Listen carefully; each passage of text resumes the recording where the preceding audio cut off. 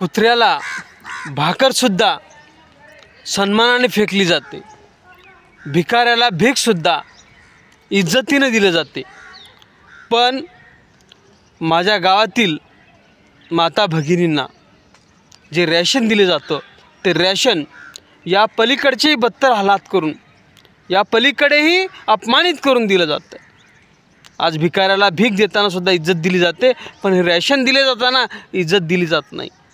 अगोदर काय रॅशन भेटलं यासाठी अंगठा करा, सही करा, रॅशन भेटलं म्हणून उद्या रॅशन भेटेल, आणि उद्या तो केव्हा येईल काय नाही येईल काही माहिती नसतं। तो रॅशन दुकानदार त्या ठिकाणी लाईनमध्ये माझ्या माता भगिनी अगदी अपमान सहन करत त्या ठिकाणी बसलेले असतात। आणि दुसऱ्या दिवशी तो आला, दिलं तेवढं रॅशन गपचिप घ्यायचं, जेवढ्यांना दिलं नाही गेलं पळून गेला, अशा पद्धतीनं रॅशन दिलं जातं। माझ्या आया बहिणी त्या ठिकाणी त्याला शिव्या घालत घरी निघून येतात। एवढी बेइज्जती करून माझ्या आया बहिणींना रॅशन दिलं जात होतं, ते मला सहन झालं नाही। म्हणून मी त्या ठिकाणी त्या रॅशन दुकानच्या समोर जाऊन बसलो। मोदीजी जेवढं रॅशन देतात तेवढं रॅशन पावतीसह माझ्या आया बहिणींना भेटलं पाहिजे ही मागणी केली। तर औशाचा आमदार अभिमन्यू पवार याने त्या ठिकाणचा रॅशन माफिया अशोक कोराळे याच्यासोबत काही गुंड पाठवले, 15-20 गावात दहशत निर्माण केली आणि माझ्यावर खूनी हल्ला केला। आणि पुन्हा जर तोंड उघडला तर तुझा खून करू अशी धमकी या अभिमन्यू पवारच्या गुंडांनी या रॅशन माफिया अशोक कोराळे यांनी दिला।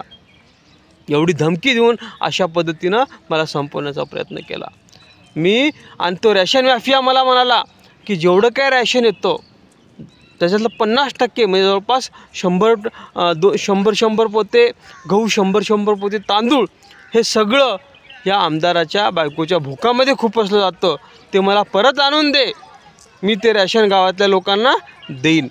अशा पद्धतीनं हा रॅशन माफिया म्हणला।